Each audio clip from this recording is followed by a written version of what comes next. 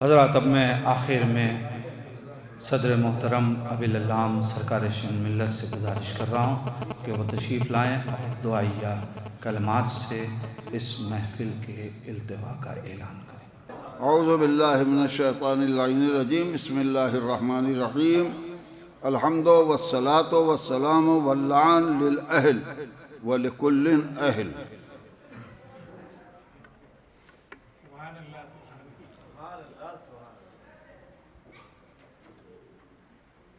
مظلوم کربلا نے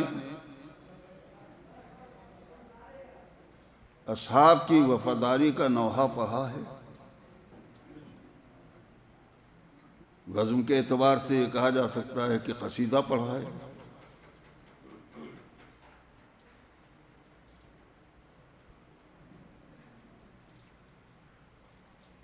لشکر کی وفاداری کا نوحہ پڑھا ہے، قصیدہ پڑھا ہے، مگر سرکار وفا کی وفاداری کا ذکر نہیں چھڑا۔ یہ نہیں ہے کہ کوئی کمی ہے، ظاہر ہے کہ ابھی آپ مولانا احتشام صاحب قبلہ سے سماعت فرما چکے ہیں کہ امام صادق علیہ السلام نے وفا کا لقب دیا ہے اور وفاداری کا قصیدہ پڑھا ہے، لیکن مجھے صرف اتنی سی بات کہنی ہے سرکار وفا کے سلسلے میں کہ سرکار وفا، کل وفا، جو کچھ بھی آپ کہتے اور سنتے ہیں، اس کے باوجود جناب عباس کی وفاداری کا کوئی تذکرہ نہیں زبان پر آیا امام حسین کی۔ اگرچہ اصحاب کی وفاداری کا تذکرہ جب کیا اور فرمایا واللہ ما وجدت اصحابا اوفا من اصحابی، خدا کی قسم میں نے کسی کے صحابی کو اپنے اصحاب کے جیسا وفادار نہیں پایا۔ تو یہی سرکار وفا کی بھی سند ہے کہ جس کا لشکر وہ ہو، کہ جس کی امام وفاداری کا قصیدہ پڑھیں، پھر اس لشکر کا علمدار کتنا مرکز وفا ہوگا۔ لیکن ایک نزاکت کی بات میرے ذہن میں آتی ہے، وہ یہ کہ عزیزان محترم، وفا غلامی سے جڑی ہوئی، سبحان اللہ، غلامی اور وفا وابستہ ہے ایک دوسرے سے، دونوں لفظیں، اور سرکار وفا کے نفس کی بلندی تھی کہ انہوں نے امام مظلوم کا کہ غلامی کا دم بھرا ہے۔ ذرا آپ غور فرمائیں، وہ فرمائش امام کی تھی کہ بھائی کہو اگر تھی روایت، لیکن غلامی کا دم بھرا ہے سرکار وفا نے۔ تو شاید یہی سبب تھا کہ وہ جناب عباس کے نفس کی بلندی تھی کہ غلام نہیں تھے، قوت بازو تھے، علمدار لشکر تھے، برابر کے بھائی تھے، مگر غلامی کا دم بھرتے رہے۔ اب میری سمجھ میں یہی بات آتی ہے عزیزو کہ وہ ان کے نفس کی بلندی تھی، یہ آقا حسین کے نفس کی بلندی کا پتہ دیتی ہے کہ اگر سرکار وفا کی وفاداری کا کلمہ حسین کی زبان پر آتا تو کہیں غلامی کی تائید نہ بن جاتی۔ ارباب کرم ہیں، یہ ایک صلوات پڑھیے محمد اور آل محمد پر۔ کل وفا ہیں، مگر ان کی وفا کا قصیدہ امام حسین نے نہیں پڑھا ہے کہ ایسا نہ ہو کہ جو قوت بازو ہے، علمدار لشکر ہے، برابر کا بھائی ہے، وہ غلامی کا دم بھرتا ہے تو میری زبان سے غلامی کی تائید نہ ہونے پائے، اس لیے یہ آواز دی، بھیا تمہارے مرنے نے کمر توڑ دی، نہ وفا کا کوئی تذکرہ نہیں چھڑا امام نے۔ اب میں صرف اتنا کہنا چاہوں گا کہ سرکار وفا ہاتھ جوڑ کر آپ سے سوال ہے کہ آپ کو غلامی کا دم بھرنے کا جذبہ کہاں سے ملا؟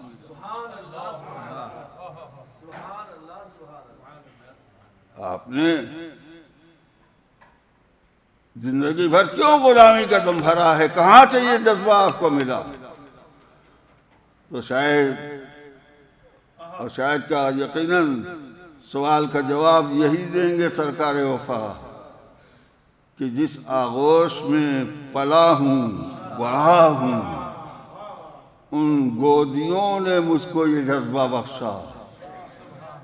باپ کی گودی میں آیا تو یہ نعرہ تھا کہ انا عبد من عبید محمد، میں محمد کا ایک غلام ہوں۔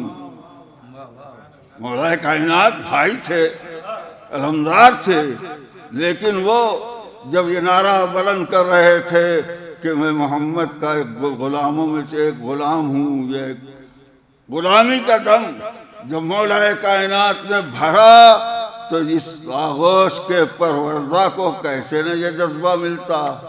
اور یک طرفہ یہ بات نہیں ہے، یک طرفہ نہیں ہے۔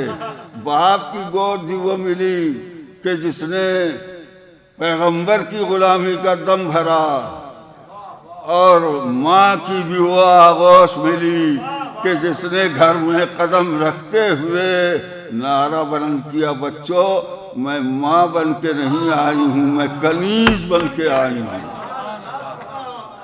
اور میں نے کبھی کہا تھا اس کو، اسی پر بات کو مکمل بھی کر دوں عزیزان محترم، کہ جس نے کنیزی کا دم بھرا ہے اس کا بار بار تذکرہ ہو رہا ہے شرف کا کہ ان کا نام ام البنین ہے، جبکہ نام فاطمہ ہے، جس کی تاریخ ذہنی طور پر کچھ بھی بیان کر دی جائے، عوام کے ذہنوں میں تو یہی بات پیدا ہے، رچی بسی ہوئی ہے کہ سرکار وفا غلامی کا دم بھر رہے تھے۔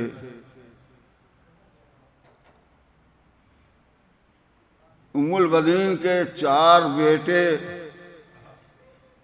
آقا حسین پر قربان ہوئے، نثار ہوئے، تو عباس کی ماں ہیں، اس لیے ام البنین کہا گیا ہے، بچوں کی ماں ہیں۔ مگر میں یہ عرض کرنا چاہتا ہوں کہ عباس کی بدولت ام البنین نام نہیں پڑا ہے، یہ نام اس وقت پڑا ہے جب جناب عباس پیدا بھی نہیں ہوئے تھے۔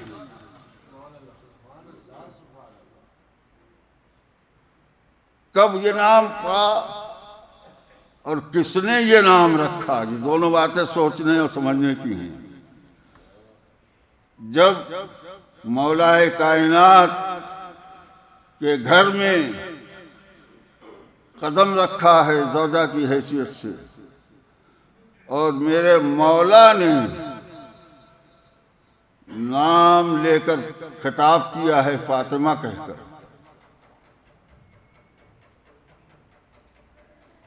بچوں کی ماں، یہ ام البنین کا ترجمہ ہے نا۔ جب قدم رکھا اور مولا نے فاطمہ کہہ کے پکارا، اس وقت ممتا تھی ایسی، جو بچے تھے ان کی ممتا، ان کے لیے ممتا کا تقاضا ایسا ظاہر کیا کہ مولا سے فرمائش کی کہ مولا اب آپ مجھے فاطمہ کہہ کے نہ پکارا۔ بچوں کو ان کی ماں یاد آئے. تو جب یہ فرمائش کی تو اس وقت مولائے کائنات نے یہ نام رکھا ہے ام البنین. اب میں یہیں سے روایت کی منزل تو یہیں تک ہے نا کہ مولائے کائنات نے نام رکھا ہے. تو میں عظمت ام البنین کے سلسلے میں بس اتنا کہوں گا اپنے کلام کے اختتام میں کہ امام کسی کا نام کچھ رکھے تو کیا بے معنی ہوگا؟ ایک درود پڑھیے محمد اور آل محمد. امام معصوم کسی کا کوئی نام رکھے گا تو بے معنی تو نہیں ہو سکتا. اور نام اس وقت رکھا ہے جب سرکار وفا اور ان کے بھائی کسی کا وجود نہیں تھا، ابھی قدم رکھا ہے گھر میں. تو امام نے یہ نام کیوں رکھا؟ اس کی معنویت کیا ہے؟ بھائی جو بچے ہیں گھر میں انہی کی تو ماں ہیں. معنویت کے اعتبار سے جو بچے ہیں تو وہ کون ہیں؟ حسن ہیں، حسین ہیں، زینب ہیں، ام کلثوم ہیں. انہی کی ماں کہہ کے مولائے کائنات نے یہ نام رکھا ہے نا. تو اب اس سے زیادہ اور واضح شرف کیا ہوگا کہ یہ عباس کی ماں خالی نہیں ہے، حسن کی ماں ہیں، حسین کی ماں ہیں، زینب کی ماں ہیں، ام کلثوم کی ماں ہیں. مگر یہیں تک بات میری رک نہیں سکتی. لفظی بلاغت کا تقاضا کیا ہے ذرا آپ غور فرمائیں. ابن کی عربی میں دو جمع ہے، ایک ابنا اور ایک بنون. یہ اہل علم حضرات بہتر جانتے ہیں اور سمجھتے ہیں. دونوں میں فرق کیا ہے؟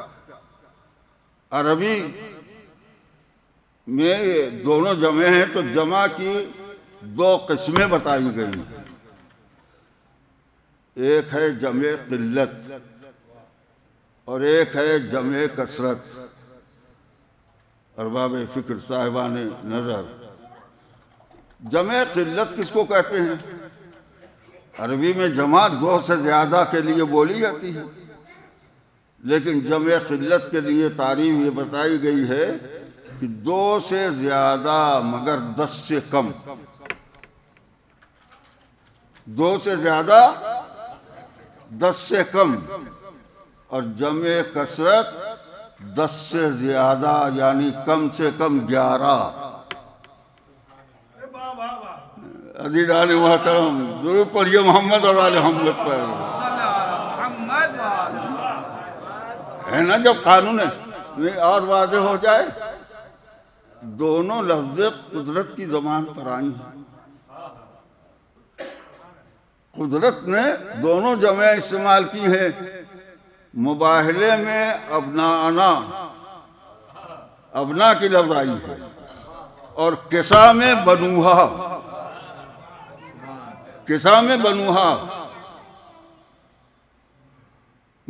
پالنے والے جو مباہلے والی لفظ تھی وہی کسا میں ہوتی، یا کسا والی لفظ مباہلے میں تیری زبان پر جاری ہوتی. کیا بلاغت ہے کہ مباہلے میں بنون کی لفظ نہیں استعمال ہوئی، ابنا کی لفظ ہے، اور کسا کے نیچے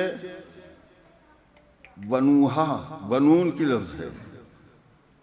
اگر بات واضح ہو چکی ہے تو میں یہ کہہ سکتا ہوں کہ عزیزو مباہلے میں آنا تھا